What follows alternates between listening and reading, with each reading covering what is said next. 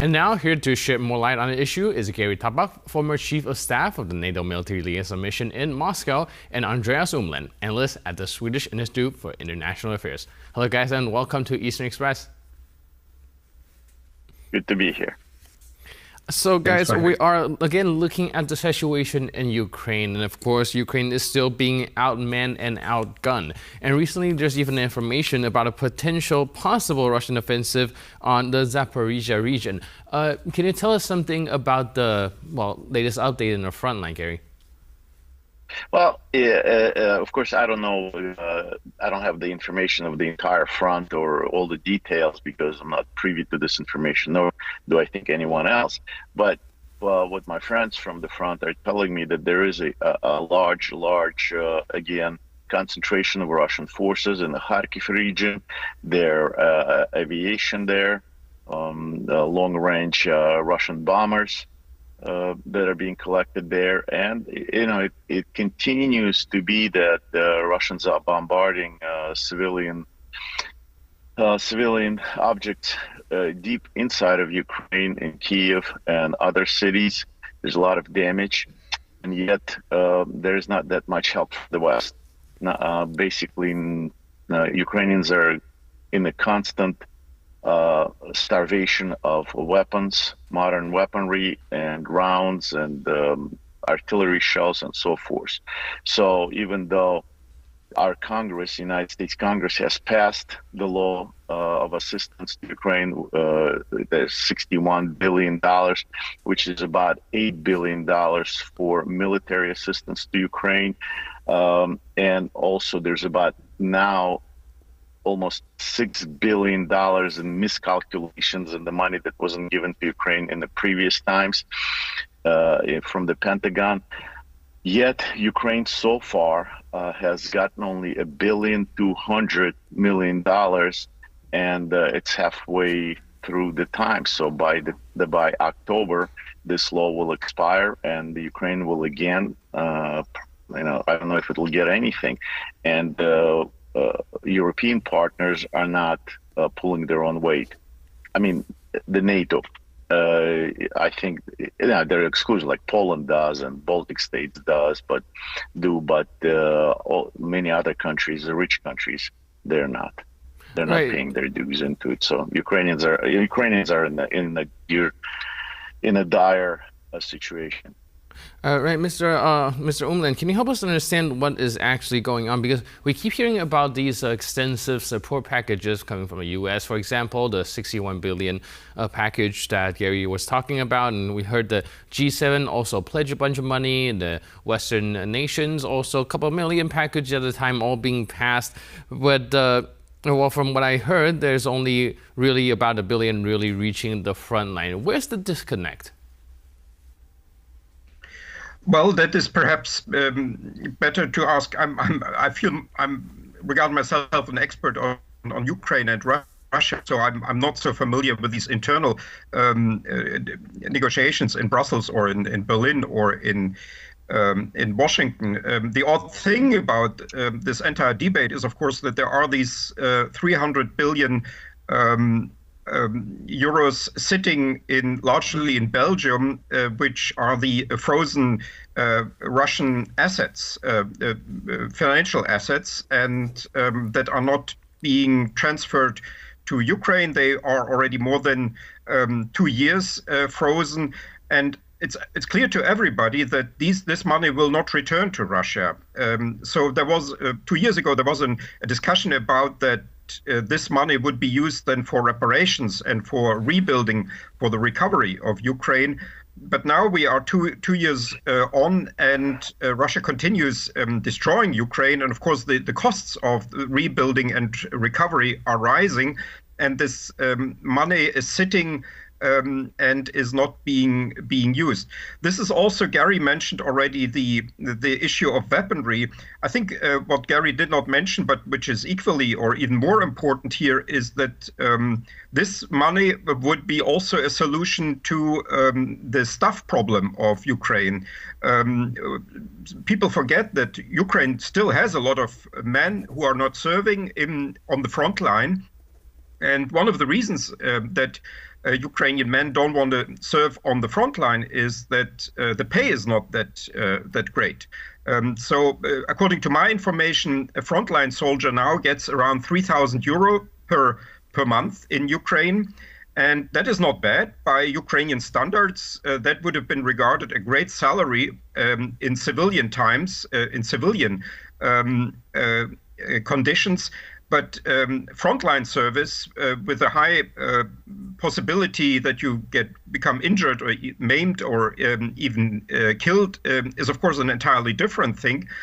So for a Ukrainian man who made it through the border and went to a Western country, he can earn in a Western country in rather comfortable conditions more than 3,000 euros per month.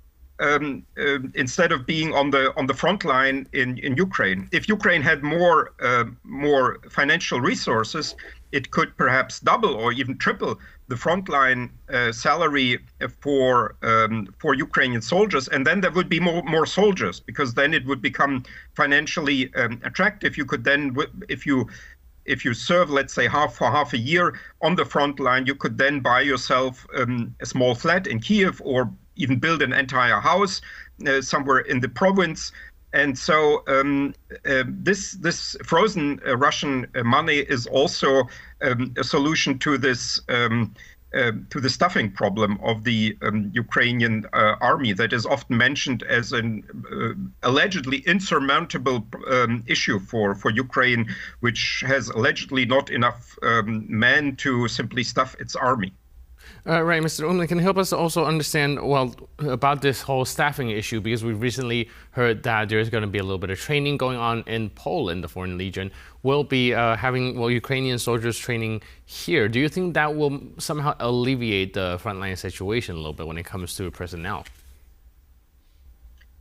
Yes, all of that is, of course, to be welcomed, and I think this is now more and more crystallizing the staffing issue and the training issue and the preparation of the soldiers for the frontline service as the major problem. The supply of weaponry and ammunition is, of course, also something important, but there seems to be largely consensus in the West that this has to be resolved somehow. When and how it will be resolved is an issue, and Gary rightly mentioned that as an open issue.